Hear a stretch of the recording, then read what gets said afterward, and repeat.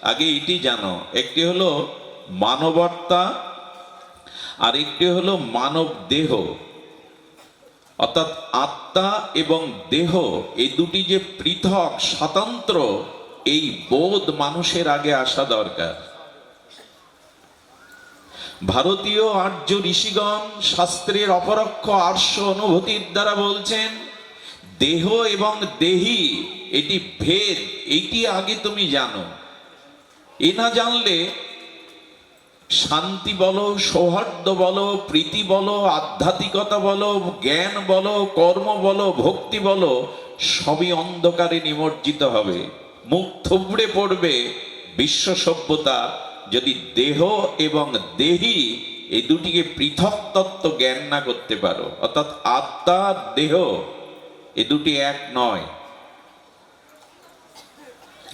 এই আত্মদর্শন, এই আত্মতত্ত্ব যতদিন মানুষ না জানছে, সহজ কথায় নিজেকে যতদিন না জানছে, মীমাংসা তার জীবনে আসতে পারে না, শান্তি তার জীবনে আসতে পারে না, জীবনের লক্ষ্য উদ্দেশ্য কখনো পূর্ণ হতে পারে না, নিজেকে সে যদি না জানে।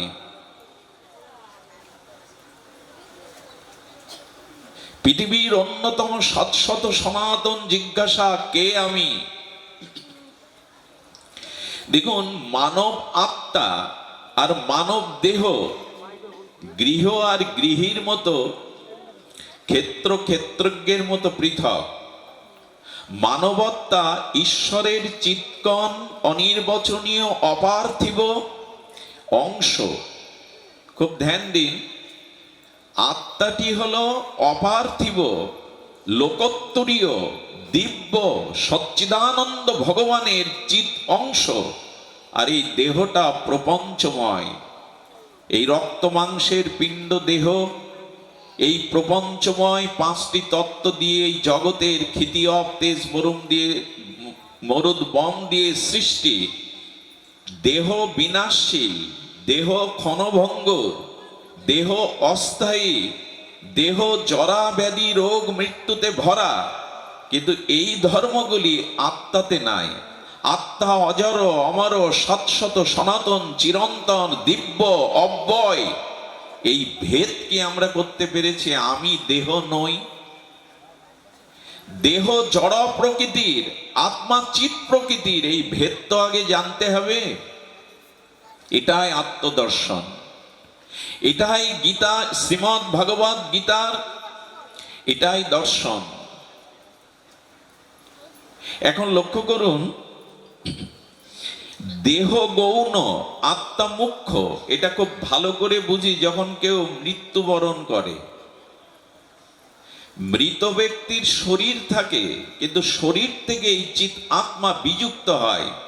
আর বিযুক্ত হওয়ার সাথে সাথে, জয় শ্রী রাধে, কৃপা করুন, করুণা করুন, আমরা প্রসঙ্গে ফিরে আসি। বাবা ইকোটা বন্ধ করে দাও। দেহাদি গৌণ অপ্রধান, একটু কৃপা করুন। আপনাদের বসবার কষ্ট হচ্ছে, আমি অনুভূতিতে, আমার অনুভূতিতে হৃদয়ে ব্যথা যাচ্ছে। আপনাদের সমান করে সুস্থভাবে বসবার পরিসর এই স্বল্প পরিসরে দেওয়া যায়নি, একটু কষ্ট করুন। দেখুন, দেহ হলো গৌণ অপ্রধান, আর মুখ্য হলো আত্মা। মুখ্য আত্মা এবং প্রধান। এই যে স্তরটিকে আমাদের শাস্ত্র আগে জানাচ্ছেন না। রাধে,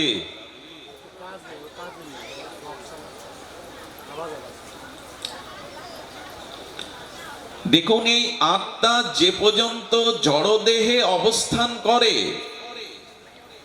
ততক্ষণ এই দেহের অস্তিত্ব আছে, ক্রিয়া আছে, অনুভূতি আছে। একটা মানুষ মারা গেলে না খুব দ্রুত বোঝা যায় যে আত্মা কেন প্রধান। চোখ আছে, দেখতে পাচ্ছি না। মুখ আছে, কথা বলার ক্ষমতা নেই। আমারই ঘর, আমারই শয্যা, কিন্তু সেই ঘরে আমার আর জায়গা নাই। আমাকে তুলসী তলায় নামানো হলো। আমার হাতের কোনো স্বর্ণ অঙ্গুরি থাকলে ওটা খুলে নেওয়া হলো। আমার সমস্ত সম্বন্ধ অস্তিত্বটা সব মনে করে শ্মশানে শবদাহ অন্ত্যেষ্টিক্রিয়ার জন্য ব্যবস্থা করা হলো।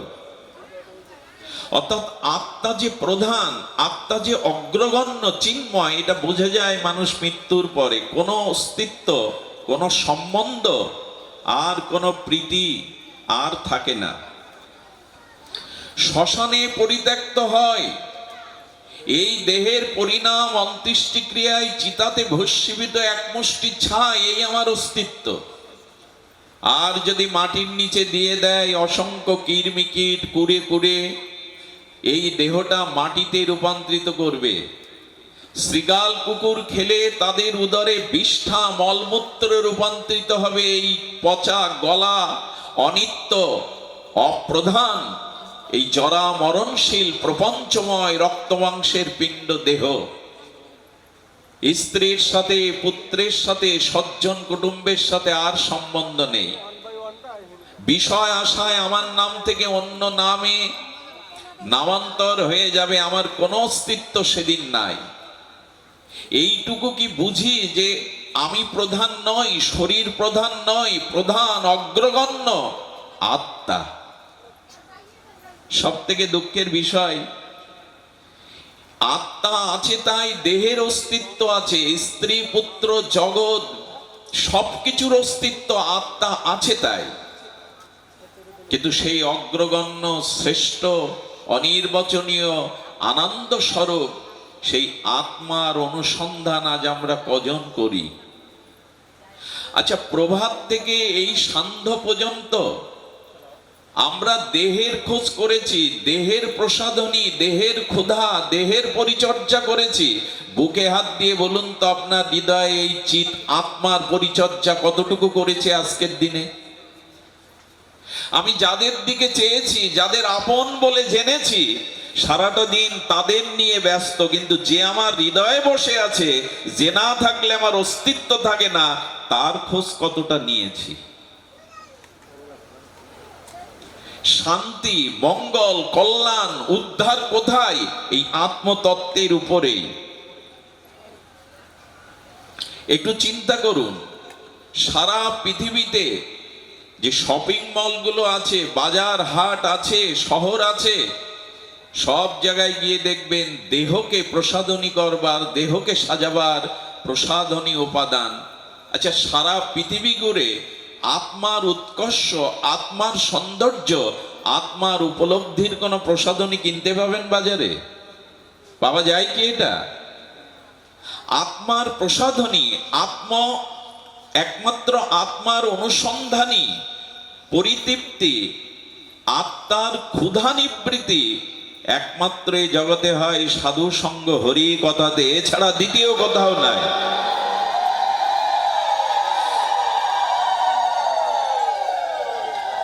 এই মুখ্য এবং গৌণ, এই দুটি তত্ত্ব আগে জানতে হবে। আমার হিয়ার মাঝে লুকিয়েছিলে, দেখতে তোমায় পাইনি, আমি বাহির পানে চোখ মেলেছি, হৃদয় পানে চাইনি। বাইরের প্রসাধনীতে, বাইরের সেবা, বাইরের দ্রব্য দেহটাকে সাজাতে ব্যস্ত, দেহ পুষ্টির জন্য ব্যস্ত, কিন্তু আত্মাটা যে আত্মার ক্ষুধা তৃষ্ণায় কঙ্কাল হয়ে গেল, আদৌ সেদিকে আমাদের লক্ষ্য নাই। এই জন্য শাস্ত্র বলছেন, আচার্যগণ বলছেন, প্রধানের দিকে দৃষ্টি দাও, সেই আত্মতত্ত্বের দিকে দৃষ্টি দাও। তোমার অস্তিত্ব শরীর নও। আচ্ছা, সমতা দেহে হয় না, সমতা হয় আত্মায়। এখানে যারা এসেছেন, একজনের সাথে আরেকজন ব্যক্তির স্বভাবে, চরিত্রে পুরোপুরি 16 আনা মিল থাকে কি? কিন্তু এখানে যারা এসছি আমরা, সকলের আত্মার সমতা আছে কিনা? কেউ বলতে পারবেন এটা নারীর আত্মা, এটা পুরুষের আত্মা, এটা ধনীর আত্মা, এটা নির্ধনীর আত্মা, এটা অজ্ঞানীর আত্মা, এটা জ্ঞানীর আত্মা? কেউ বলবেন? আত্মায় ভেদ আছে। পৃথিবীর মীমাংসা শান্তি আসবে আত্মতত্ত্বে পৌঁছালে, ওখানে সমতা আছে, বাইরে কোনো সমতা নেই। এই জন্য বলছেন, যে তোমার প্রিয়, যার অস্তিত্বে তোমার অস্তিত্ব, তুমি সেই অস্তিত্বকে আগে জানো, তুমি রক্ত মাংসের দেহ নয়। তোমার জীবনের সার্থকতা হলো এই আত্মদর্শনকে জানা। সুধীবৃন্দ, দেহের খাদ্য যেমন আমরা দিয়ে চলেছি, আত্মার খাদ্য আর কিছু নাই। এই ভজন বা ভক্তি হলো আত্মার খাদ্য। আত্মার খাদ্য ভক্তি এবং ভজন। জয় শ্রী রাধে। লক্ষ্য করুন, আমাদের নিঃশ্বাস প্রশ্বাস আমাদের বাঁচিয়ে রেখেছে। আত্মার নিঃশ্বাস হলো ভগবানে, ভক্তিতে, ভজনে, শাস্ত্রে, গুরুতে বিশ্বাস। এটাই হলো আত্মার নিঃশ্বাস। আত্মার হৃদয় কোনটি? আত্মারও তো হৃদয় থাকতে হবে। আত্মা হৃদয় হলো প্রেম আর ভক্তি। এগুলি যার জীবনে এসেছে, সেই মানুষ, এই আত্মতত্ত্ব উপলব্ধি যার হয়েছে, যিনি আত্মার নিত্য খাদ্য হরিভজন, ভগবত ভজন, সৎচিন্তা, অনুভূতিকে আত্মাকে দিয়েছেন, শাস্ত্র, গুরু, সাধুবাক্যে যার বিশ্বাসরূপ আত্মা নিঃশ্বাস নিয়েছে, এবং হৃদয়রূপ প্রেম ভক্তি যিনি আত্মাকে দিয়েছেন, সেই আত্মতত্ত্ব উপলব্ধি হওয়ার সাথে সাথে মানুষের জীবন হয় সুশৃঙ্খল।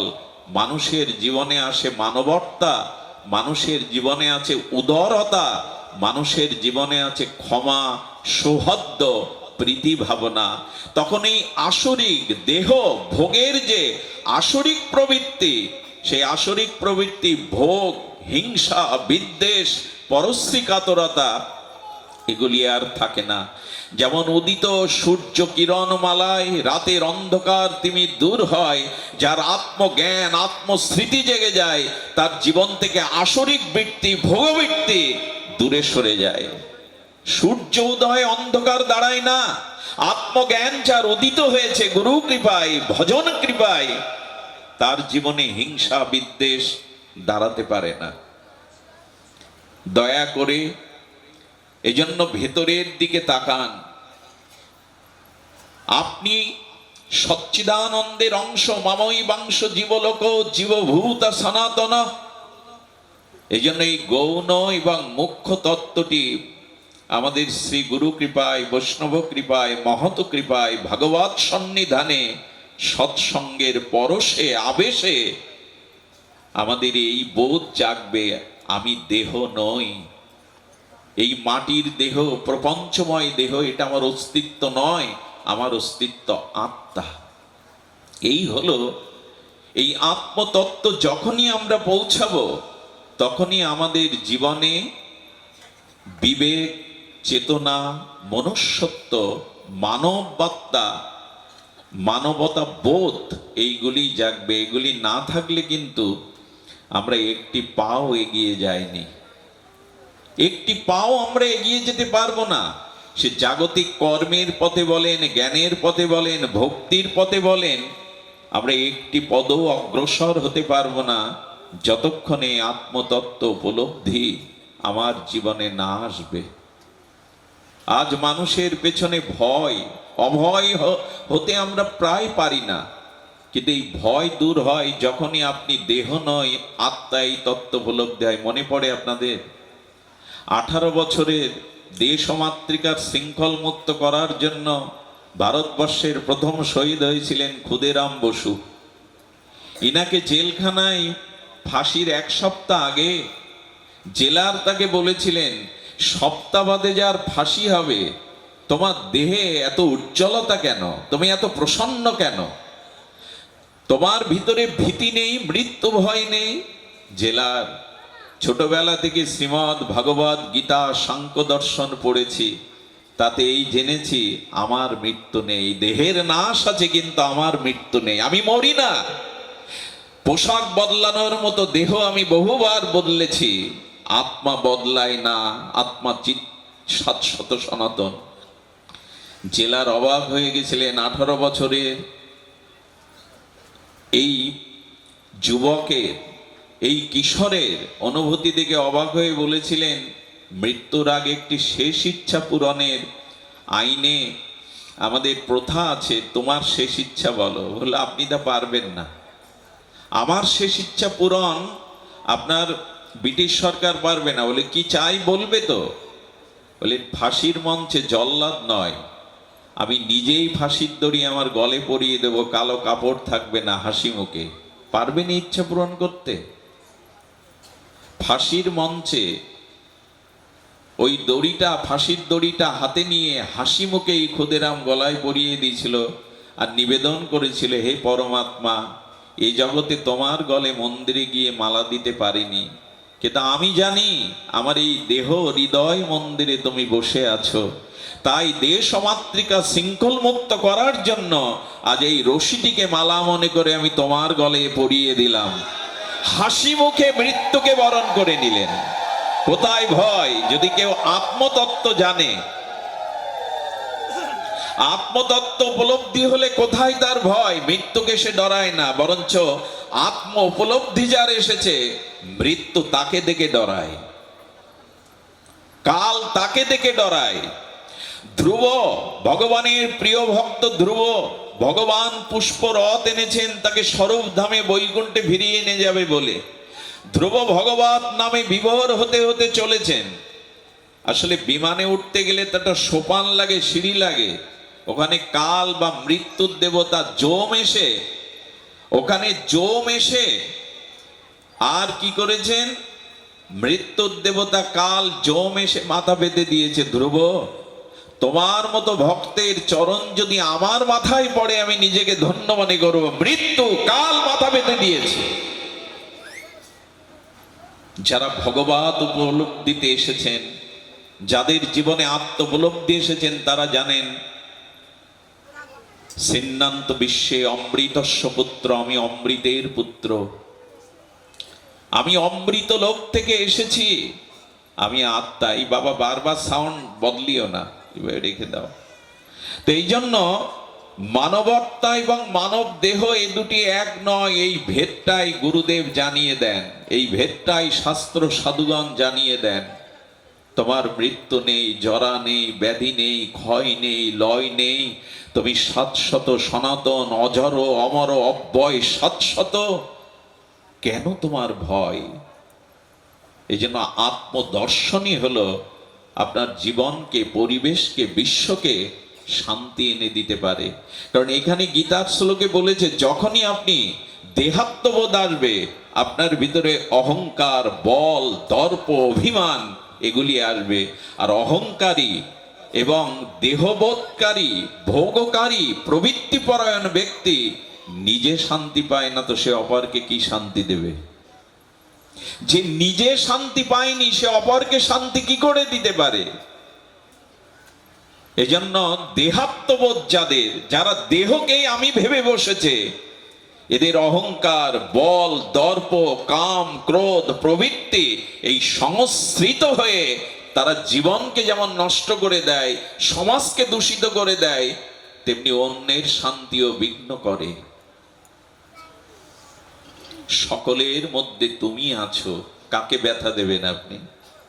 কাকে ছোট মনে করবেন?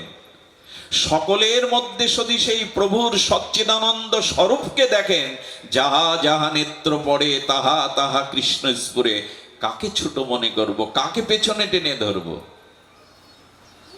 এই জন্য আত্মদর্শন চাই।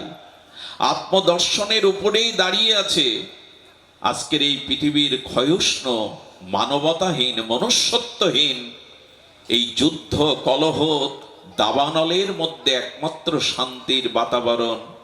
আমাদের ঋষিরা এই জন্য বলেছেন, নিজেকে জানো, আত্মাকে জানো, তুমি ভগবানের থেকে এসেছো, তুমি অমৃতের পুত্র, তুমি রাজার রাজা।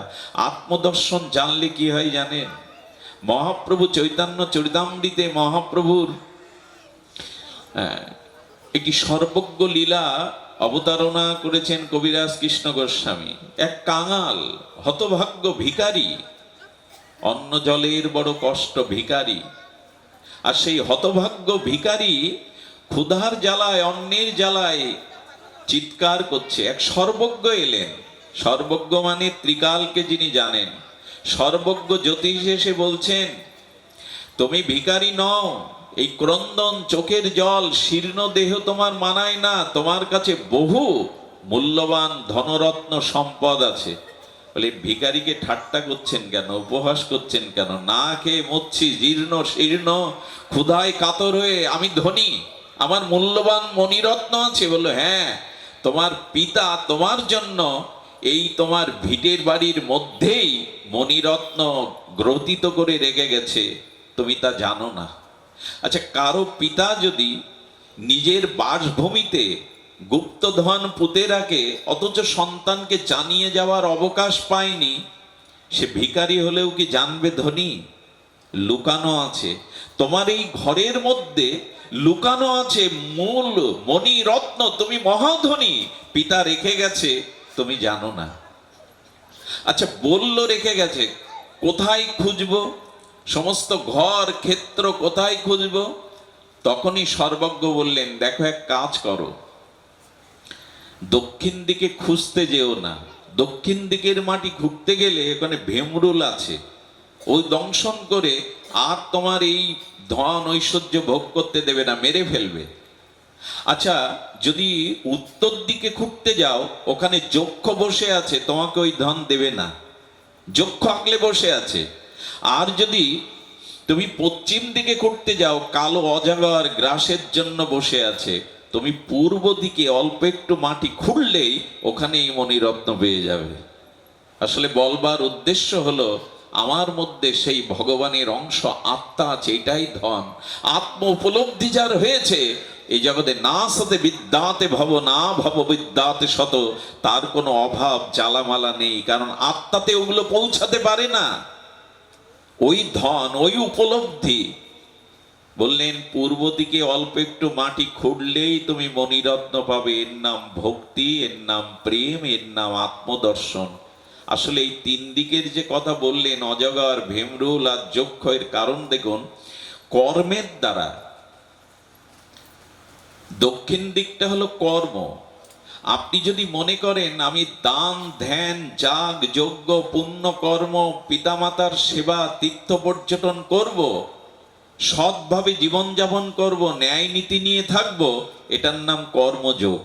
এটার দ্বারা আপনার কি প্রাপ্তি হবে জানেন? এটার দ্বারা ভগবত প্রাপ্তি হবে না, এটার দ্বারা প্রেম প্রাপ্তি হবে না, এটার দ্বারা বৃত্তি শুদ্ধ হবে, মৃত্যুর পরে স্বর্গ পাবেন, পরবর্তী জন্ম হয়তো ধনীর ঘরে, রাজার ঘরে ভোগৈশ্বর্য নিয়ে জন্মাতে পারবেন, কিন্তু জন্ম মৃত্যু এড়াতে পারবেন না। এই হলো ভেমরুলের সংবাদ।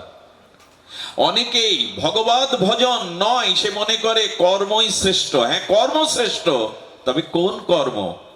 ন্যায় নীতি, পূজা পার্বণ, যাগ যজ্ঞ, তীর্থ পর্যটন, এগুলো কর্মমার্গ। যদি ঈশ্বরের সমর্পণ না হয়, ঈশ্বরের ভজন প্রীতি না হয়, এই কর্মযোগের দ্বারা আপনি সুকৃতি লাভ করবেন, স্বর্গপ্রাপ্তি হবেন, ধনীর ঘরে, যশস্বীর ঘরে জন্মাতে পারবেন।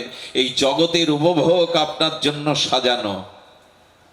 আর বললেন পশ্চিম দিকে গেলে যক্ষ, অর্থাৎ যোগীরা। যোগীরা কি করে? যুগ যুগান্তর তপ যোগের দ্বারা তারা সাযুজ্য মুক্তিতে লীন হয়ে যায় ব্রহ্মের সাথে। এখন লীন হয়ে গেলে আর সেবা নেই, ভজন নেই। মালা গাঁথবো, ফুল তুলবো, পরাবো দোহার গলে, এ ভজন আর নেই। বৃন্দাবনে গোপী প্রেমে যুগলকে সেবা করব, মিশেই তো গেছি, আর হবে না। সুধীজন, এই জন্য বলছেন যে যোগীরা যোগ মার্গের দ্বারা পরমাত্মায় লীন হয়ে যায়, তারা একটা শান্তি পায়, জন্ম মৃত্যু কর্মফল থাকে না, কিন্তু পরবর্তী সেবার আনন্দ, ভজনের আনন্দ আর থাকে না। এই জন্যকে যক্ষ বলেছে। আর বলছেন জ্ঞান মার্গে এই যে কালো অজাগার সব, এটা মুক্তি। কৃষ্ণ ভক্ত কখনো মুক্তি চাই না। মুক্তি চাইলেই তো সেবা থাকবে না। বারবার আসবো, বারবার তোমার সেবা করব, বারবার সাধুসঙ্গ করে তোমার প্রেম ভক্তি লাভ করে জীবনকে ধন্য করব, আমি মুক্তি চাই না। এই জন্য গৌড়ীয় বৈষ্ণবগণ মুক্তিকেও কপটতা বলেছে, যদিও মুক্তি সাধারণ নয়। মহা মহা নির্বিশেষবাদী জ্ঞানীদের দেখুন, মুক্তিবাদীদের মধ্যে, নির্বিশেষবাদীদের মধ্যে অন্যতম জগৎগুরু শঙ্করাচার্য। খুব ধ্যান দিন, এই জগৎগুরু শঙ্করাচার্য কাশী বিশ্বনাথের মন্দিরে গিয়েছিলেন, গিয়ে কি বলেছিলেন জানেন? কাশী বিশ্বনাথের মন্দিরকে শঙ্করাচার্য বললেন, আমার তিনটে জিনিস ভুল হয়েছে প্রভু। জগৎগুরু শঙ্করাচার্য, কি ভুল? তুমি সর্বখানে আছো, সর্বাঙ্খলিদাং ব্রহ্ম, এটা আমি বলেছি, অথচ কাশীতে তোমায় দেখতে এসছি। সবখানে আছে তো কাশীতে আসার দরকার কি?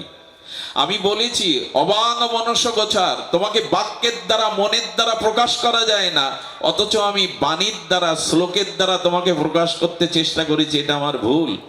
আমি বলেছি তোমার কোনো রূপ নেই, আকার নেই, তবু আমি তোমাকে প্রণাম করতে এসেছি। আমি এও বলেছি অহং ব্রহ্মস্মি, তুমি আমি এক, ব্রহ্ম আর আমি, তুমি আমি এক, তবু আমি তোমায় প্রণাম করছি। এই জন্য শেষে শঙ্করাচার্য লিখলেন, ভজ গোবিন্দম ভজ গোবিন্দম ভজ গোবিন্দম মূঢ়মতে, ইহ সংসারে খলু দুস্তরে কৃপা হি পারে, ভজ মোরারে ভজ গোবিন্দম ভজ গোবিন্দম ভজ গোবিন্দম গোবিন্দম ভজ মূঢ়মতে। শেষে এসে লিখলেন গোবিন্দ ভজন করো, ভজন করো। এই জন্য বললেন পূর্ব দিকটা হলো ভক্তির দিক, ভজনের দিক। অল্প একটু খুললেই তুমি সেই প্রেম ভক্তি মণিরত্ন পেয়ে যাবে, আর তোমার অভাব থাকবে না, আর তোমার জন্ম মৃত্যু জরাব্যাধি জ্বালা থাকবে না। আমার বলবার উদ্দেশ্য, এই আত্মতত্ত্ব উপলব্ধি হলো ভগবত চরণে শরণাগতি, ভগবত চরণে প্রপত্তি, ভগবত ভজনের মাধ্যমে প্রেম ভক্তি লাভ করা। দেখুন, যেন তেন প্রকারণে ভগবানের ভজনে, ভগবত সেবাতে, ভক্তি মার্গে যুক্ত হয়ে যান। ভগবানের সাথে যুক্ত হওয়ার মহিমা দেখুন। আচ্ছা, শঙ্কের জন্ম হয় কোথায়? সমুদ্রে। তো ওই তরঙ্গায়িত ফেনা ফেনা নিব, ওই যে ওর মধ্যে দিয়েই তো ওই শঙ্কের জন্ম হয়। কিন্তু শঙ্কের আওয়াজে মঙ্গলধ্বনি হয় বিদায় তার জায়গা হয়েছে মন্দিরে, সাগরে নয়। যে কোনো প্রকারে যদি ভগবত ভক্তির সাথে, ভাবনার সাথে আপনি যুক্ত হয়ে যেতে পারেন, আর আপনার এই জরা ব্যাধি মৃত্যু অভিশাপ পেতে হবে না। সমুদ্রের একটি প্রাণী আর ওই ফেননিব তরঙ্গ থেকে উদ্দিত, যাকে সমুদ্রের কূলে পড়ে থাকার কথা, তার আওয়াজটা মঙ্গলধ্বনি হয় বিদায়, ভগবত ধ্বনি হয় বিদায় তার স্থান মন্দিরে। আপনারা লক্ষ্য করেছেন, জলসংকে আরতির পরে ওই জলটা সবার মাথায় সিঞ্চন করা হয়। কেন করা হয় জানেন? শাস্ত্র বলছেন যে শঙ্খ মধ্যে জলকৃত্যা ভ্রময়ান কেশব অপায়াহ। যদি কেউ ভগবানকে আরতি প্রদর্শনের পর ওই জলশঙ্কের পবিত্র জল কারো মস্তকে পড়ে, ব্রহ্মা হত্যা পাপ থেকেও সে মুক্ত হয়ে যায়, সর্বপাপ থেকে মুক্ত হয়ে যায়। আচ্ছা, জল ছিটে দিলে সে পাপ মুক্ত হবে কেন? বলো, জল আর সাধারণ জল নাই, জলসংকেত দ্বারা ভগবানের ভক্তির সাথে যুক্ত হয়ে গেছে, এই জন্য সেটা জল নয়। যেমন এক বিন্দু জল গোবিন্দ চরণে অর্পিত করে রাধারানীর চরণে অভিষেক করলে জলটা চরণামৃতের রূপ নেয়, আর আগের জল থাকে না। এই জীবনটাকে ভগবত ভজনের সাথে জুড়ে দাও, ভক্তির সাথে জুড়ে দাও, তোমার জীবন অমৃতময় হয়ে উঠবে। আচ্ছা, চামড়া, গাভীর চামড়া, অন্যান্য প্রাণীর চামড়া পবিত্র না অপবিত্র? চামড়া পবিত্র নয়, এই জন্য তো মানুষ চপ্পল বানায়। কিন্তু এই চামড়া যদি ঢোল আর খোলের দ্বারা নির্মাণ হয়, তখন ভগবানের মন্দিরে ভগবানের ধ্বনির দ্বারা আরাধ্য হয়।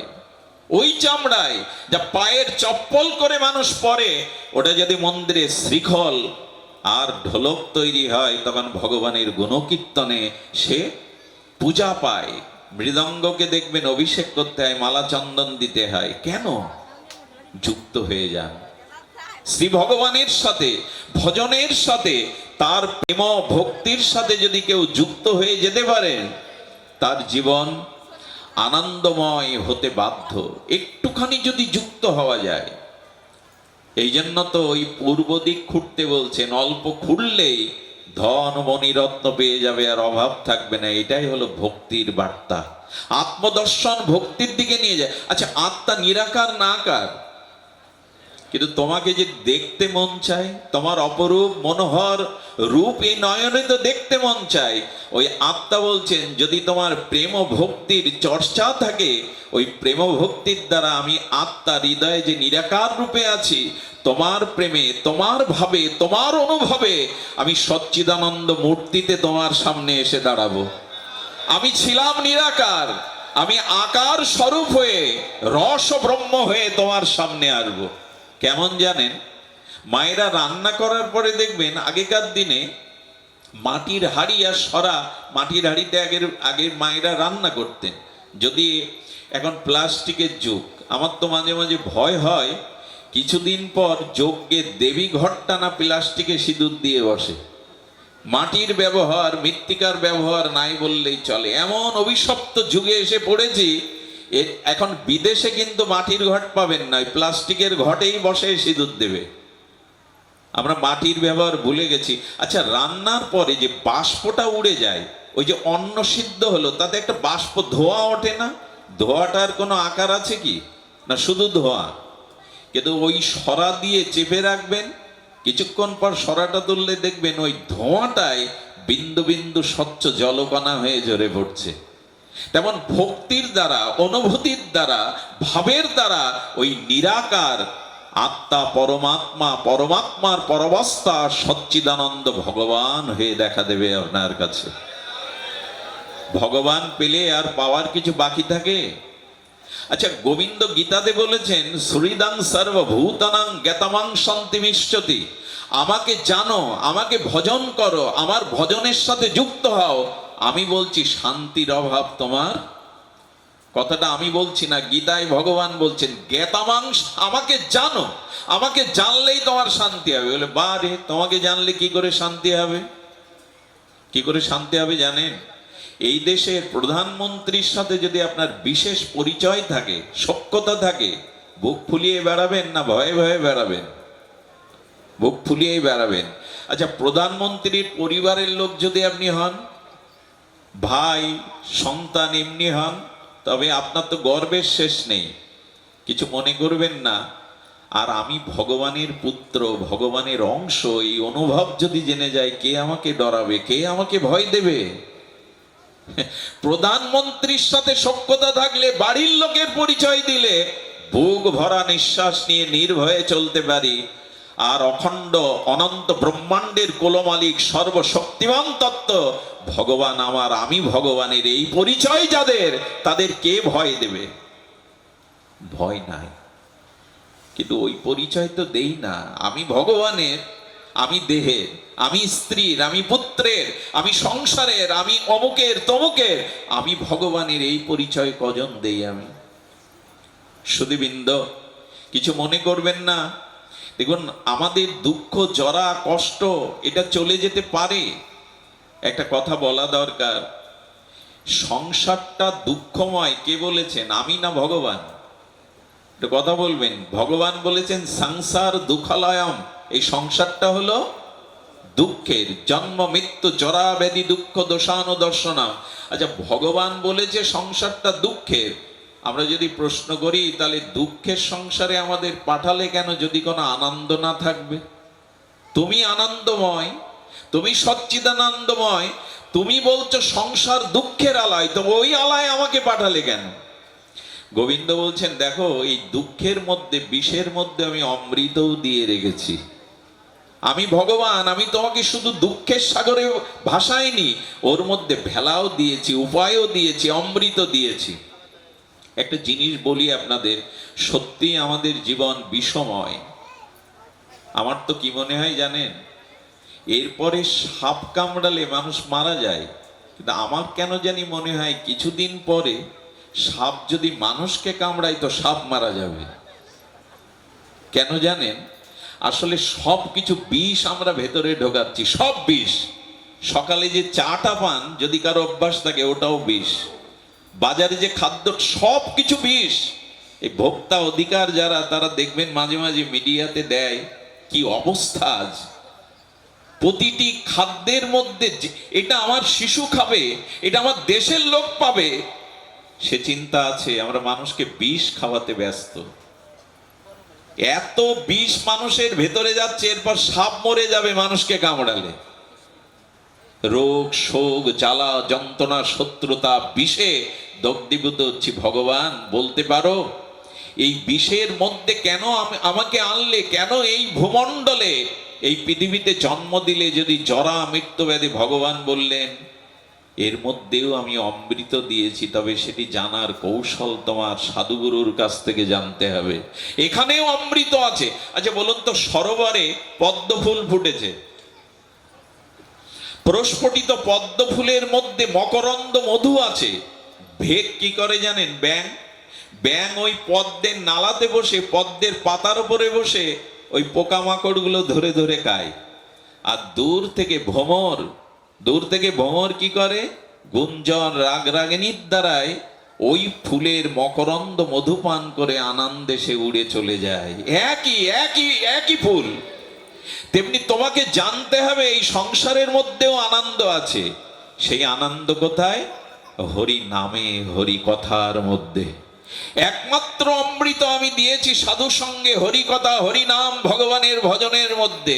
দেখুন এই গরমে, এত কষ্টের মধ্যে ভূমিতে পড়ে বসে আছেন আপনারা, না আছে আপনাদের সেবা, না আছে আপনাদের উপযুক্ত বসবার সুব্যবস্থা, তবু সারাদিন যে শান্তিটা পাইনি আমরা, আপনাদের মুখগুলো দেখে মনে হচ্ছে এখন সেই শান্তির অধিকারী আমরা।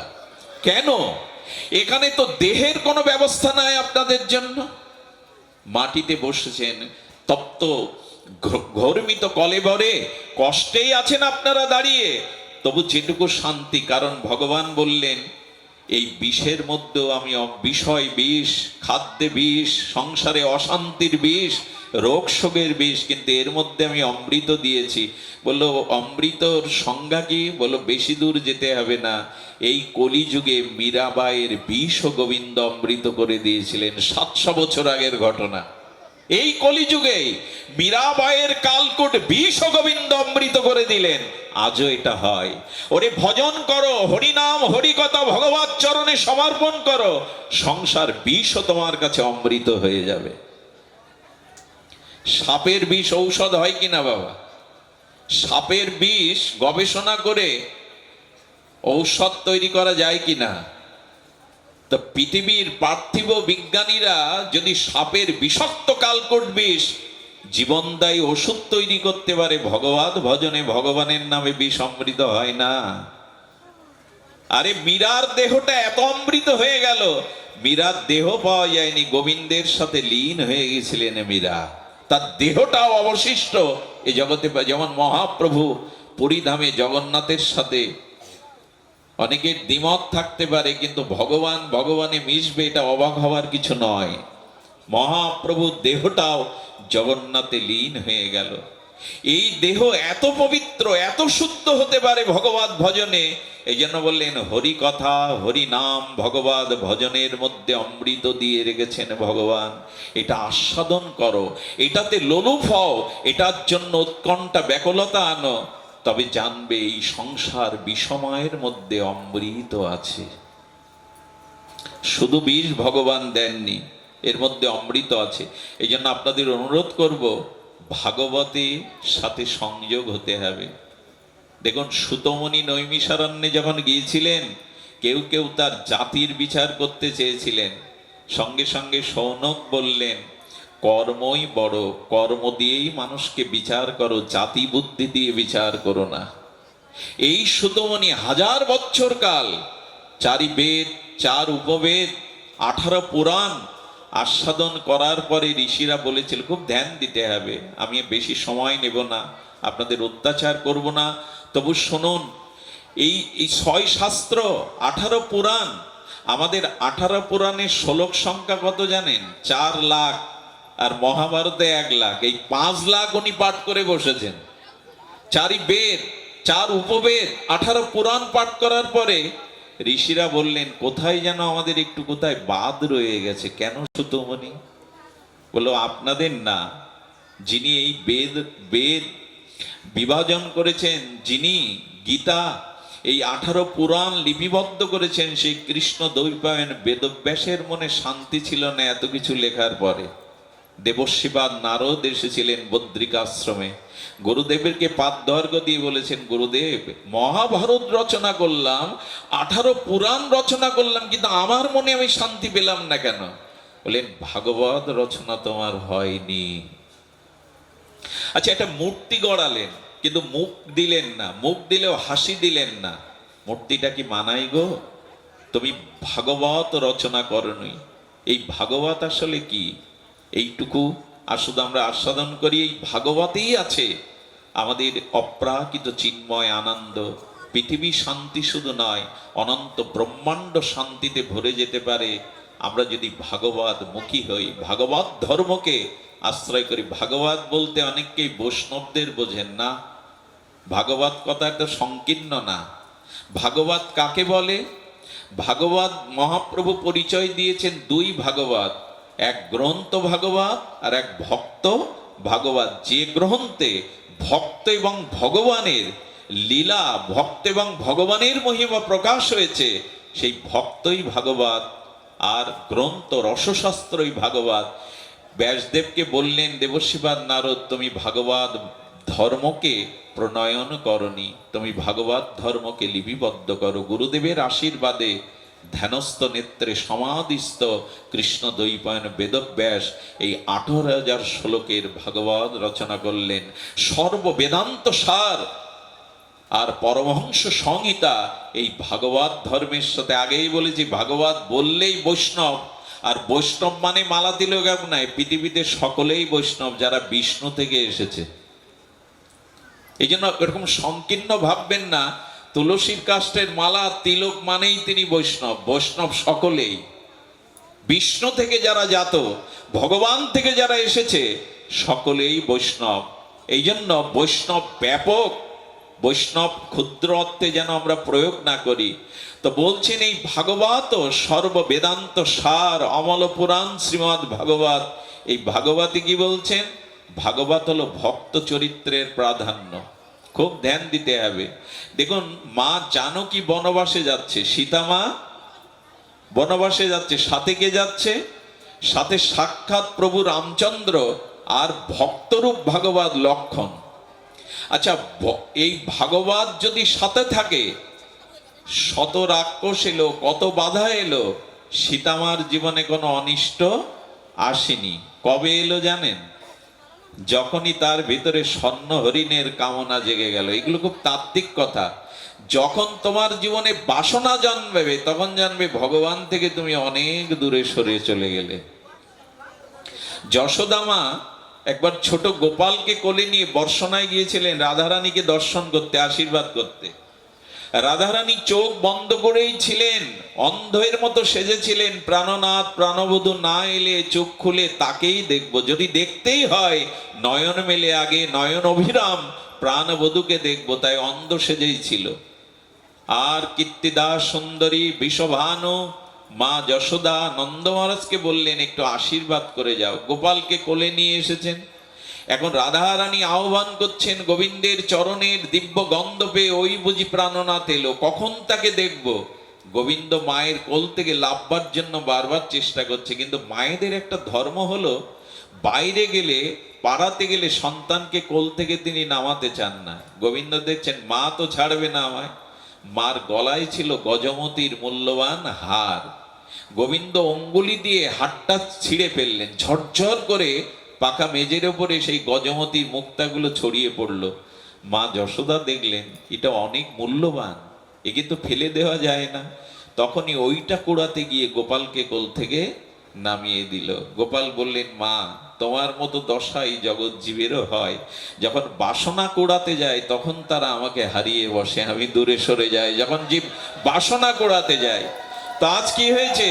সীতামার বনবাসে সোনার হরিণ দরকার, সোনার হরিণের বাসনা জাগলো, আর যেই জাগলো প্রভুর চরণ থেকে প্রভু দূরে সরে গেল। আপনাদের অনুরোধ করি, ভক্তি মানে ভগবানকেই চাওয়া, যাকে পেলে আর পাওয়ার কিছু বাকি থাকে না। সূর্য উঠলে আর মাটির প্রদীপ জ্বালিয়ে কি দরকার? ওই আলোর আর দরকার নেই। প্রকাশমান সূর্যের উদয় হলে আর আপনার আলোর প্রয়োজন নেই বাইরে প্রদীপ জ্বালাবার। তেমনি ভগবত পেলে, ভগবত চরণ পেলে। আচ্ছা লক্ষ্য করুন, সীতামার এতদিন তারকা রাক্ষসী অমুক তমুক কিছুই হয়নি, কিন্তু যেই তিনি সোনার হরিণ বাসনা পোষণ করলেন, সেই প্রভুকে হারিয়ে ফেললেন। আমি বলি কি, ভগবান বলছেন আমি রক্ষা না করতে পারলে আমার ভাগবত ভক্ত তোমায় রক্ষা করবে। তাই লক্ষণকে বলে গেলেন, লক্ষণ তুমি জানকীকে দেখে রেখো। আর একটা কথা বলি, আপনার জীবন থেকে ভগবান যদি কখনো দূরে সরে যায়, তবু আপনার পতন হবে না, যদি ভক্ত গুরু বৈষ্ণব আপনার সাথে থাকে। এই কথাটা হৃদয়ে লিখে নিন। ভগবানও যদি আপনাকে দূরে সরে যান, আর ভগবানের কোন প্রিয় সাধুগুরু বৈষ্ণব যদি আপনার সাথে থাকে, আপনি তার সঙ্গ সান্নিধ্য সমর্পণ থাকেন। দেখুন, প্রভু রামচন্দ্র ভগবান দূরে সরে গেলেন, তাতে সীতামার ক্ষতি হয়নি, কারণ তখন লক্ষণ আছে, ভগবত লক্ষণ আছে। সুধীবৃন্দ, আপনারা জানেন এই ঠাকুর লক্ষণকে খুব ধ্যান দিন। এই ঠাকুর লক্ষণকে কটু কথা বলে মা সীতা দূর করে দিল। রাবণ তখনই আসে, গণ্ডির বাইরে আমরা তখনই যাই, আমরা তখনই প্রভুকে হারা হই, যখন ভগবানের সাথে সাথে আমরা ভাগবত রূপ ভক্তকেও হারিয়ে ফেলি। আহা, ভগবান দূরে সরে গেলেও লক্ষণ থাকলে কোটি রাবণের সাধ্য ছিল না হরণ করা। আরে ভগবান তো সবসময় জগতে অবতার হয় না, হয় কি ঠাকুর? হরিচাঁদ ঠাকুর আসবে কি সব সময়? শ্রীকৃষ্ণ কি সব সময় আবির্ভূত হবে? রামচন্দ্র সব সময়? তারা অপ্রকটে রয়েছেন বটে, কিন্তু প্রকটে কারা আছে? এই সাধুগুরু বৈষ্ণব। এদের চরণে থাকো, এদের সান্নিধ্যে থাকো, কোটি রাবণের সাহস নেই তোমাকে হরণ করার। একটা জিনিস বলি, সাধুগুরু বৈষ্ণবের মধ্যে থাকো না, আর পড়ার ভয় নেই, এরাই আপনাকে রক্ষা করবে। সাধুগুরু বৈষ্ণবের চরণ আশ্রয়ে যারা থাকে, গুরু চরণকে যারা বহুমানন করে আছে, তাদের ভয় নেই। এই জন্য ভগবান দূরে সরে গেলেও, অপ্রকটে থাকলেও ক্ষতি নেই, কিন্তু ভক্ত থেকে যেন আমরা দূরে সরে না যাই, গুরু থেকে যেন আমরা দূরে সরে না যাই, তাহলে আমাদের অস্তিত্ব থাকবে না।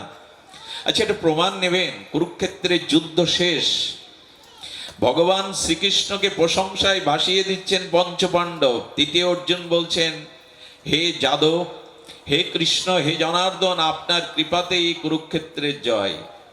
শ্রীকৃষ্ণ তখন বললেন, ভুল বলছো অর্জুন, আমার কৃপাতে যদি যুদ্ধ জয় হবে, তবে যুদ্ধ হতোই না, যুদ্ধ তো শেষ পর্যন্ত হলো, আমার কৃপাতে তোমরা জয়ী হয়নি। এই দেখুন, ভক্ত কেন ভগবানের থেকে বড়। খুব মার্মিক কথা, যদি হৃদয় দিয়ে শোনেন, একটু কষ্ট হলেও শুনুন। ভগবান কৃষ্ণ বলছেন, শুধু আমার জন্য কুরুক্ষেত্রের জয় তোমার হয়নি, তুমি জানো ভীষ্ম, দ্রোণ আর কর্ণ আর অশ্বত্থামার দিব্য বাণ এই রথে তোমাকে টিকতে দিত না, তুমি বাঁচতে না। আমি নয়, তোমার জীবনে কোনো ভক্তের কৃপা লেগেছিল, এই জন্য কুরুক্ষেত্রে তুমি জয়ী হয়েছ, ভাগবতের কৃপা।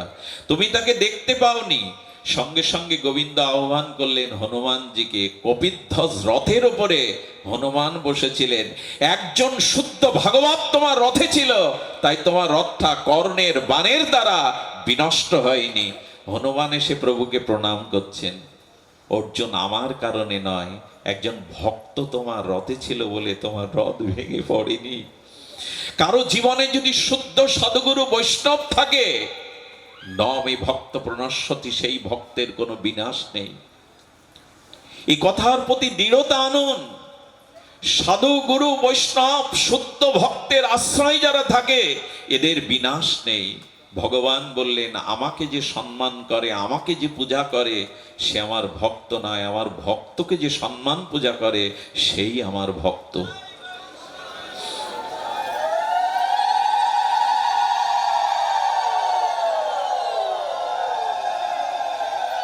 সুধীজন হবে না, এই ভক্ত সঙ্গ ছাড়া, ভক্ত কৃপা ছাড়া হবে না। আচ্ছা, একটু ধ্যান দিন তো, আমাদের গুরুমা এখানে আছেন। এই গুরুমা এখন আমাদের যদি পরমান্ন খাওয়াতে চান, আর বলেন, মঙ্গলজি বড় ইচ্ছা ছিল হাতে করে তোমাকে পরমান্ন খাওয়াবো, এই নাও চিনি গুঁড়া চাল, এই নাও কিশমিশ, এই নাও শর্করা, ওই তিনটে বস্তু একসাথে মাখিয়ে একটা পাত্রে আমার সামনে দিল, তাতে পরমান্নর স্বাদ পাবেন কেউ? আচ্ছা, ওই দিয়েই তো পরমান্ন হয় নাকি? ওই দিয়ে কাঠ দিল মা, চিনি গুঁড়া চাল দিল, জল দিল, শর্করা দিল, কিশমিশ দিল, কাজু বাদাম দিল, ওইগুলো খান তো পরমান্নর স্বাদ পান কিনা? পাওয়া যাবে? আসলে ওকে পরিপাক করতে হবে, পরিপাকের দ্বারা ওর মধ্যে যে আস্বাদনটা আছে সেটা মিশ্র প্রকাশ করতে হবে, তবেই না আস্বাদন।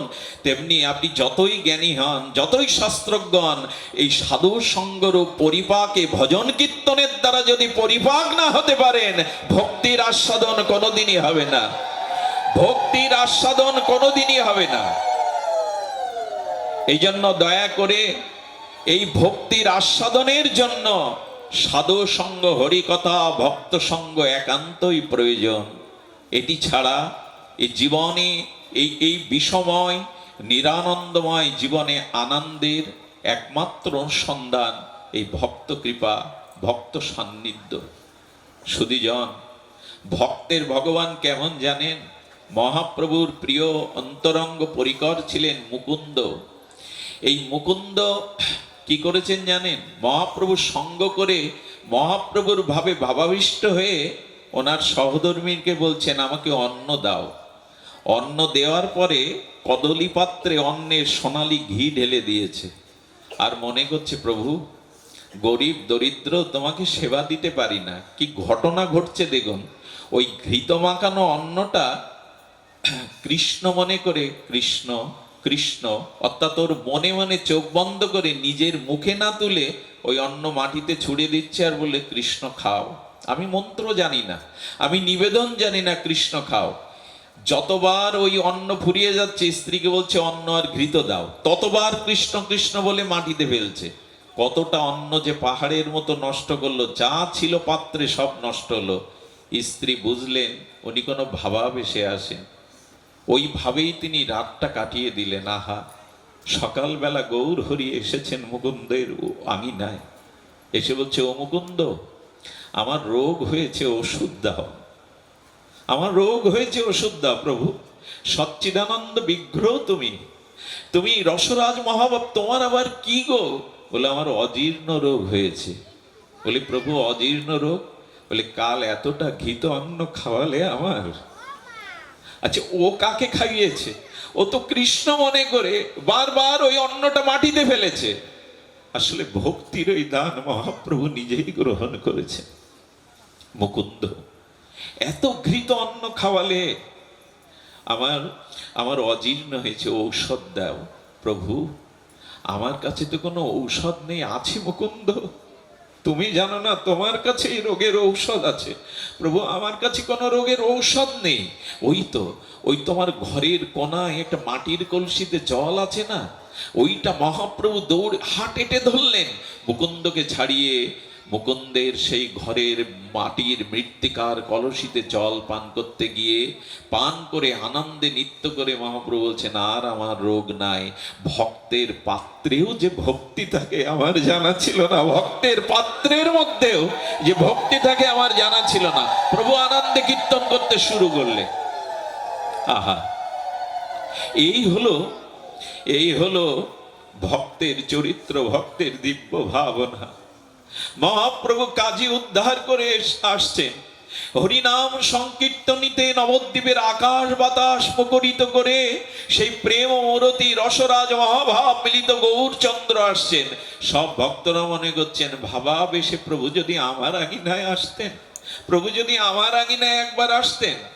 আসলে প্রভু আর ওই হরিনামে মাতোয়ারা হয়ে দুলতে দুলতে যাবেন না যার ঘরের বসার জায়গা নেই, যার ঘরের চালে খড় নাই, রোদ বৃষ্টি পড়ে, সেই খোলা বেচা শ্রীধরের বাড়ি গিয়ে প্রভু উপস্থিত। শ্রীধর বলছে, কাঙালের গৃহে এলে প্রভু, তোমাকে বসতে দেওয়ার মতো তো কোনো স্থান নাই। মহাপ্রভু ওদিকে কথা না দিয়ে ভক্তদের সাথে কীর্তন করতে শুরু করেছে। হঠাৎ প্রভু কি দেখলেন জানেন? কাজী দলনে উদ্ধার করে সংকীর্তনরত সংকীর্তন পিতা মহাপ্রভু ক্লান্ত হয়ে পড়েছিলেন। হঠাৎ দেখলেন শ্রীধরের যেটা সোপান, ওই সোপানের উপরে জরাজীর্ণ একটা লোহার পাত্র, ওই পাত্রটা অনেকদিন ছিদ্রগুলো কর্মকারের কাছ থেকে লোহা দিয়ে জুড়ে দিয়ে এনেছে। ওখানে জল রাখা আছে কিছু। মহাপ্রভু দৌড়ে গিয়ে সেই লোহার জরাজীর্ণ পাত্রে, শ্রীধরের পাত্রে, বাইরের পাত্রে জল পান করতে করতে বলছে, ভক্তগণ, আমার জানা ছিল না ভক্তের পাত্রেও ভক্তি থাকে। একবার এই জল পান করে দেখো, একবার এই জল পান করে দেখো, তোমাদেরও প্রেম হবে, ভক্তি হবে। প্রভু নৃত্য করতে লাগলেন। শ্রীধর চরণে পড়ে বললেন, প্রভু, কাঙালের ঘরে এসছো, একটা পাত্রে তোমাকে জল দেওয়ার সামর্থ্য আমার নাই, তুমি এই বাইরের জরাজীর্ণ লোহার পাত্রে জল পান করলে। ও শ্রীধর, শ্রীধর, ভক্তের পাত্রেও ভক্তি থাকে। বিশ্বাস করুন, সাধুর চরণ ধুলি, সাধুর গায়ের বাতাস লাগলেও তার শুদ্ধ ভক্তি হয়। এটা অবিশ্বাসের কোনো কথা নয়, এটা আসর মাতানোর কোনো কথা নয়। শুদ্ধ ভগবানের প্রিয় ভক্তের চরণের ধুলি, তার অঙ্গের বাতাসেও প্রেম ভক্তি সঞ্চারিত হয়। এটি হয়, আজও হয়। এইগুলো এই জগতের অমৃত, এই মরণশীল জগতে একমাত্র অমৃত এটি। না হলে চৈতন্য মহাপ্রভু কেন হালি শহরে গিয়ে মাটি নিবেন? মনে পড়ে আপনাদের? আহা, মনে পড়ে চৈতন্য মহাপ্রভু এসেছিলেন ঈশ্বর পরিপাত তার শ্রী গুরুদেবের আবির্ভাবস্থলী কুমারহট্ট হালি শহরে। এইদিকে ধ্যান দিন, মহাপ্রভু এসেছে তার গুরুদেবের আর জন্মস্থানে হালি শহরে।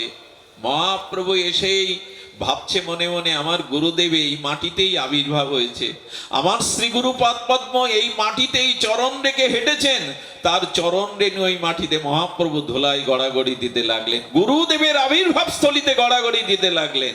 এটা পাগলামি ভাববেন না, এটা অযৌক্তিক ভাববেন না।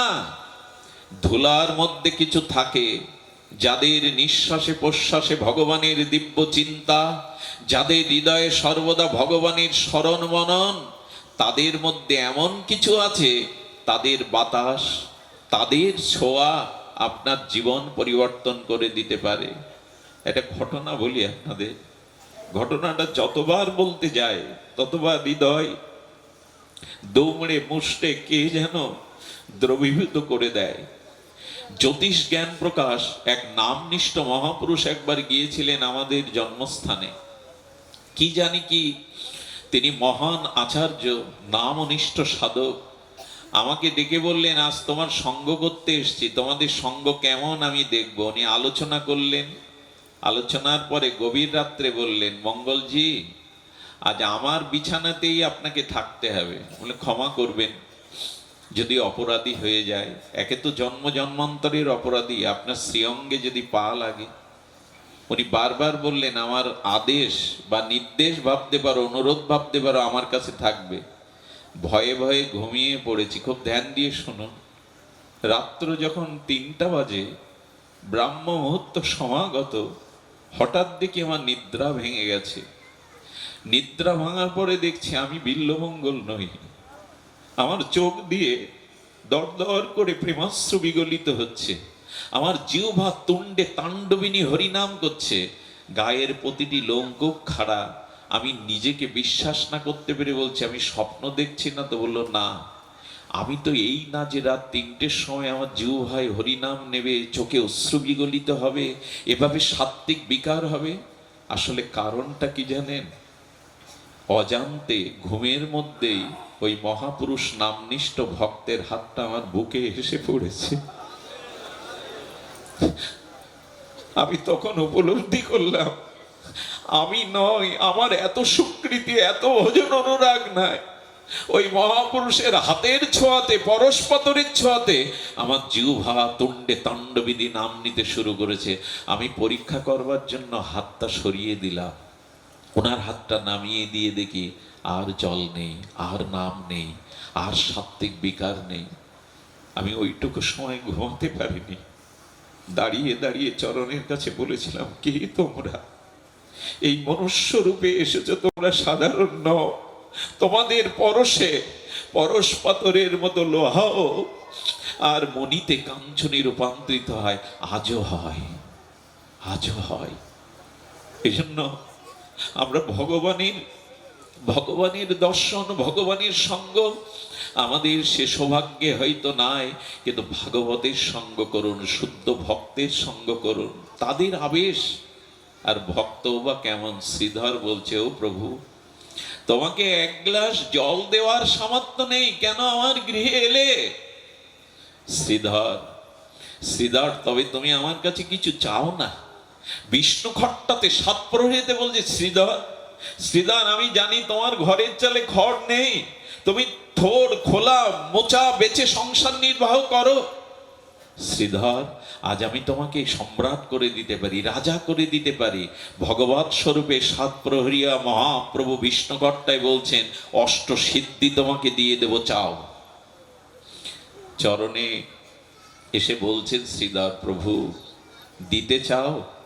তবে শোনো, ওই চরণ ছাড়া জীবনে যেন আর কিছু পাওয়ার আশা না জাগে। হে গৌর হরি, আমাকে জন্ম জন্ম এই থোড় খোলা বেচা ভিখারি করে পথে বসা, আর তুমি এই নিমাই পণ্ডিত, ব্রাহ্মণ নিমাই পণ্ডিত আমার কাছ থেকে ঝগড়া করে কেড়ে কেড়ে নিও। আমি রাজা হতে চাই না, অষ্টসিদ্ধি চাই না। শ্রীধর, এ বললে কি হয়? তোমার ঘরের চালে খড় নেই, কত অভাব তোমার। তুমি তোমার অভাব, আজকে কিছু চাও, আমি আজকে তোমাকে অষ্টসিদ্ধি দিয়ে দেব। শ্রীধরকে যখন বারবার প্রভু বলছেন, শ্রীধর বলছে, প্রভু তোমাকে একটা গল্প শোনায়, আপনারাও শুনুন, বড় হৃদয় স্পর্শ করে। শ্রীধর বলছে, গৌর হরি, হে নবদ্বীপ বিহারী, শোনো। একটা বড় গাছ ছিল জানো, বৃক্ষ। সেই বৃক্ষ একটা পাখি এসে ডালে বাসা বাঁধে, আর পাখিটা বাসা বাঁধার পরে বলে, মরবো, কিন্তু এই ডাল ছেড়ে, এই বৃক্ষ ছেড়ে আমি অন্য বৃক্ষে যাব না। গল্প শুরু করে দিয়েছেন শ্রীধর। মহাপ্রভু শুনছেন, বললেন, কি হলো শ্রীধর? তারপরে বলে, একদিন শিলা বৃষ্টি এলো, ঝড় ঝঞ্ঝাবাদ এলো, বড় বড় শিলা পড়তে লাগলো, ঝড়ে শাখা পোশাকগুলো ভেঙে চুরমার হয়ে পড়তে লাগলো। ওই ডালটা যখন ভেঙে পড়বে, তখন সেই পাখিটি বলছেন, মরতে হয় তো এই শাখাকে আগড়ে ধরেই মরবো, অন্য কোথাও যাব না। শিলা এসে পড়ে তার দুটো পাখনা খসে পড়লো।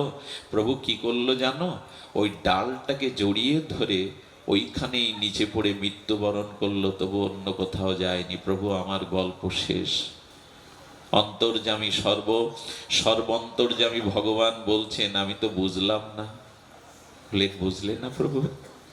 ওই বৃক্ষটাই তুমি, আর ওই পাখিটা আমি। যত ঝড়, যত দুঃখ কষ্ট যন্ত্রণা আসুক, যেন তোমায় ছেড়ে আমি কোথাও না যাই প্রভু। তোমার চরণ ছেড়ে আমার যেন অন্য গতি না হয়, অন্য গতি যেন আমার না হয়। সুধীবৃন্দ, আঁকড়ে ধরুন, আঁকড়ে ধরুন। শ্রী ভগবান তার পূর্ণ কৃপা শক্তি ভক্তের মধ্যে দিয়ে গেছেন। স্ব গুরুচরণে, আচার্য চরণে, বৈষ্ণব চরণে, ভক্ত চরণে নিষ্ঠা রাখুন। এই নিষ্ঠা, এই শ্রদ্ধা, এই সঙ্গ, এই ভাগবত ধর্মই। কিন্তু আমাদের ভালোবাসা এলো কই? এই যে মুকুন্দর কথা বললাম না, মুকুন্দ গৌর হরির এই অপূর্ব লীলা দর্শন করে মনে করছে, প্রভু একদিন লীলা অপ্রকাটে যাবে তুমি, সেদিন আর তোমার এই মর্ত নীরা, এই নরলীলা আস্বাদন করতে পারবো না। আমার মনে হয় প্রভু, তোমার অপ্রকটের আগে আমি জগৎ থেকে এই লীলা অদর্শনে আমি বাঁচবো না। মুকুন্দ কি করেছে জানেন? একটা ধারালো ছুরি, আর সেটা ধার দিয়ে দিয়ে বিছানার তলে রেখে দিয়েছে। কাল গৌর মুখ দেখে সেই ছুরিটা বুকে বসিয়ে দেব, কারণ তোমার অদর্শন, তোমার সন্ন্যাস লীলা আমি সহ্য করতে পারবো না। ভোর হওয়ার সাথে সাথে অন্তর্যামী মহাপ্রভু মুকুন্দের আঙিনায় এসে উপস্থিত। মুকুন্দ, এত প্রভাতে গৌর হরি, ও মুকুন্দ, তোমার কাছে একটা জিনিস চাইতে এসেছি, দেবে গো আমায়? কি চাই গৌর হরি? বলে, ওই লুকিয়ে রাখা ছুরিটা আমায় দেবে। প্রভু জানলো কি করে? আমি যে ছুরি শান দিয়ে রেখেছি, গৌর অদর্শন আমি। ভক্ত কাকে বলে? জল ছাড়া কি মাছ বাঁচে গো? বাঁচে না। গৌর হরি ছুরি টানতে বললে, প্রভু তুমি জেনে গেছো মুকুন্দ, আমার অদর্শনে তুমি বুকে ছুরি বসাবে, তুমি চলে গেলে আমার বুকে ছুরি ব্যথা লাগবে না মুকুন্দ? এই ব্যথাটা লাগবে না? বুকে জড়িয়ে ধরে বললেন, আমি কোথাও নয়, আমি চিরদিন তোমাদের হৃদয়ে আছি। আমি তোমাদের ছেড়ে, ভক্ত ছেড়ে আমি কোথাও যাই না। আমি ভক্ত ছেড়ে, ভক্তের হৃদয় ছেড়ে আমি কোথাও যাই না। আপনাদের কাছে অনুরোধ করবো, এই আমার আবেগ নয়, আমার ক্ষুদ্র অনুভূতি। এই শুদ্ধ ভাগবত, শুদ্ধ ভক্ত সঙ্গ, এগুলি আমাদের জীবনের আলো দেখাতে পারে। যখনই আপনি ভগবত ভক্তির আশ্রয়ে আসবেন, তখন এই জগতের ভোগ বিলাস আপনাকে আর স্পর্শ করবে না। ভোগ বিলাস আর স্পর্শ করবে না। আর ভোগ বিলাস না এসে যখন দৈন্য আসবে, সেই দৈন্যের দ্বারা কি হবে জানেন? তখন নেওয়ার থেকে দেওয়ার ইচ্ছা জাগবে বেশি। তখন সম্মান পাওয়ার থেকে অন্যকে সম্মান দেওয়ার ভাব। ভাগবত ধর্ম হৃদয়ে এলে কি হবে? ভাগবত ধর্ম যদি হৃদয়ে আসে, ভক্তির পরশ যদি হৃদয়ে আসে, তখনই আমি খাঁটি মানুষ হব। আর খাঁটি মানুষ হলে ব্যক্তি সুন্দর হলে পরিবার, পরিবার সুন্দর হলে সমাজ, সমাজ সুন্দর হলে রাষ্ট্র, রাষ্ট্র সুন্দর হলে বিশ্ব সুন্দর হবে। আগে চাই নিজেকেই শুদ্ধ ভাগবত ধর্মের দ্বারা হৃদয়কে নির্মল করা। তখন কি হবে জানেন? সম্মান নিতে ইচ্ছা করবে না, দিতে ইচ্ছা করবে। এখানে আমাদের একজন জজ আছে জানেন, তিনি এখন দায়রা জজ। তাকে কয়েকবার বললাম, দাদাজি আসুন। উনি মাটিতেই বসেছেন, সবার পিছনে অজ্ঞাত হয়ে বসেন। প্রসাদ ভোজী এই মানুষটা, তার পরিচয় এভাবে মাইকে দেওয়া উচিত নয়। বিনা সিকিউরিটি গার্ডে তিনি আসেন হরিকথাকে ভালোবেসে। যাওয়ার সময় দেখেছি ভক্তদের ধুলোগুলো মাথায় নিয়ে যান। যাদের একবার এই রোগে পেয়েছে না, তারা আর এটা ছাড়তে পারবে না। প্রভু ভিখারি করো, কাল করো, কিন্তু সাধু সঙ্গ থেকে দূরে রেখো না। আসে মানুষ, আসে। আমাদের যুগ্ম সচিব মহোদয় এখানেও আছেন। আমি বলি কি জানেন, অভিমান থাকে না। ভাগবত ধর্ম আমি দৃষ্টান্ত দিচ্ছিলাম, সম্মান তখন পাওয়ার ইচ্ছা জাগবে না, সম্মান দেওয়ার ইচ্ছা থাকবে। কি হবে জানেন? অন্যের ক্ষতির চিন্তা আর কখনো স্বপ্নেও আসবে না। একবার ভাগবত ধর্ম যা হৃদয় ছুঁয়ে যায়, তিনি জীব কল্যাণে, জগৎ কল্যাণে, তখনই তো জগৎ শান্তিময় হয়।